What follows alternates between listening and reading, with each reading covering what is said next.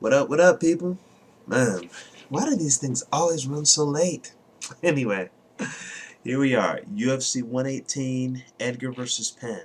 It's a very interesting card. Like I said, it features the rematch between Frankie Edgar and BJ Penn from their Abu Dhabi showdown a few months ago, where Frankie Edgar just really shocked the world. He shocked me by defeating BJ Penn for the lightweight championship, and plus, of course, the much publicized co-main event, Randy Couture versus James Lights Out Toney.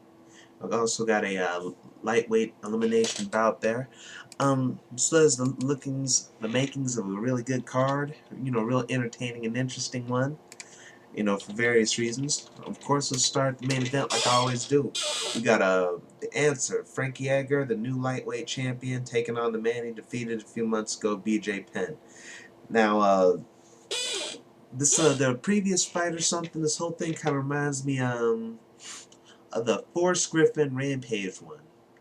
Frankie, like Forrest, came to a fight where he just looked completely, totally overmatched in every area.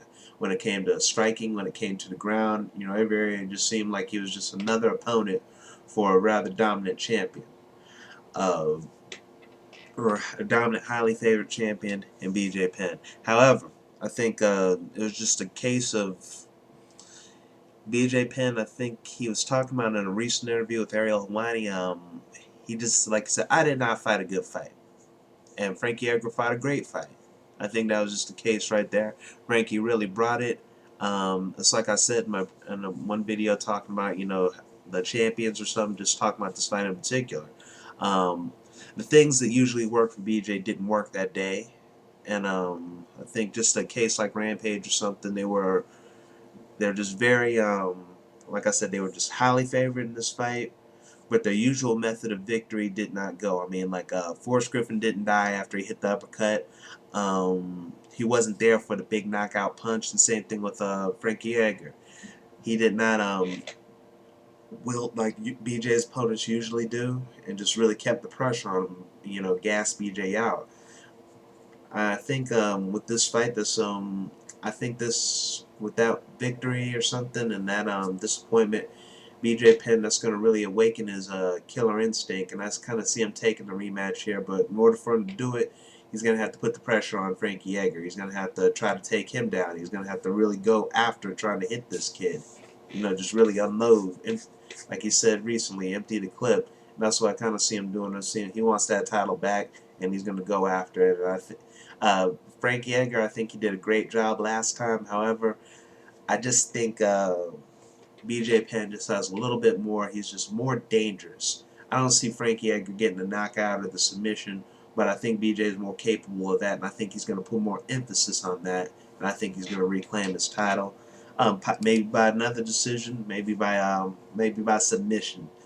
Frankie Edgar showed a nice chin. I don't think BJ will knock him out easily, but we'll see. I think this should be a real good fight. Right? I think BJ is really going to go after it. He really wants it. Frankie, I think he really wants to defend that title. So should be some good shit, my friends. Of course, that moves us over to the our heavyweight bout. Randy Couture, the natural, taking on Lights Out James Toney. Um, Now this is a much hyped fight because of the whole boxing versus MMA dynamic. However, like I said, I don't care for either of these fighters. Both are well respected in their sport. Like I said, I haven't said, I'm sure I made my opinion about Randy Couture clear many times, but I say he's a very good fighter. Very crafty, very just very well prepared, and I think this is just a lot of people see this going either one or two ways. Either James is going to land a big shot early, even though from a little bit I've seen of James Toney, so I did watch a little boxing. I know who he is. I think the only fight I really seen was the Roy Jones Jr. fight, and that didn't go too well for James. But it's like he's been around a while. He's been a champion for a while. So, but he's not really known in many boxing circles as like a real knockout puncher. So I don't think Randy's gonna walk in there with his chin straight up like Tim did against Ray Mercer. I think a lot of people think that with that fight, something that boxing is, that a boxer's punch is just a magical killer, just magical killer knockout anytime someone steps in there. And while they do have great technique and great technique, and great footwork and everything, and plus that's only a 4-ounce glove they got. I don't think he's gonna knock Randy Couture. Randy Couture he clipped a couple times by Nogueira, but I think in this case, Randy's not gonna be there. He's gonna get a hold of James, take him down, and I think eventually finish him with a choke. You know, they say James has been training, but I just don't think you can train long enough, or I don't think you can train good enough, like in however many months against however many decades that Randy's been a wrestler. And I think that's what it's going to come down to. Randy just getting a hold of the guy, taking him down, and submitting him. Let's see, where do we go from here? We got a fight I'm looking very forward to, or perhaps could end up a dud. We got Kenny Florian versus Gray Maynard. This is a lightweight title eliminator. Um, Kenny Florian, of course, is one of my favorite fighters, and Gray Maynard is a guy they talk about. He talks about in interviews how he just loves to break guys' will. Well, just about any time I watch Gray Maynard fight, that almost breaks my will. I mean, the dude is just so damn boring.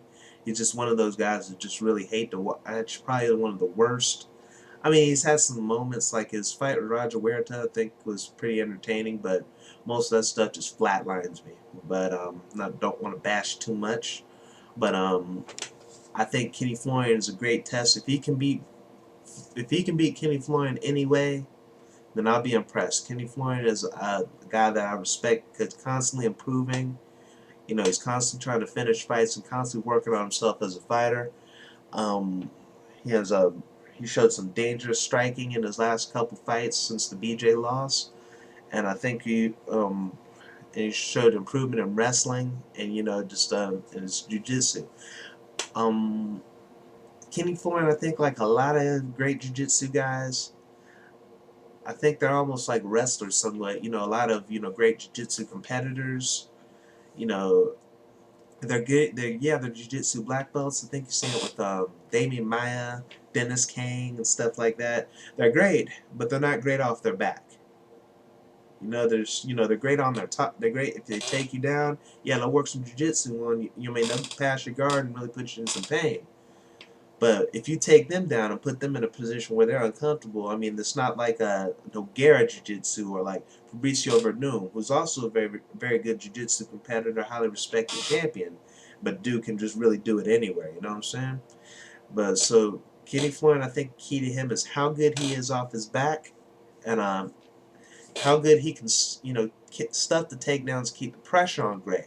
Because that's what he's going to have to do to beat Gray Maynard. Gray Maynard's a good wrestler. He has pretty decent hands.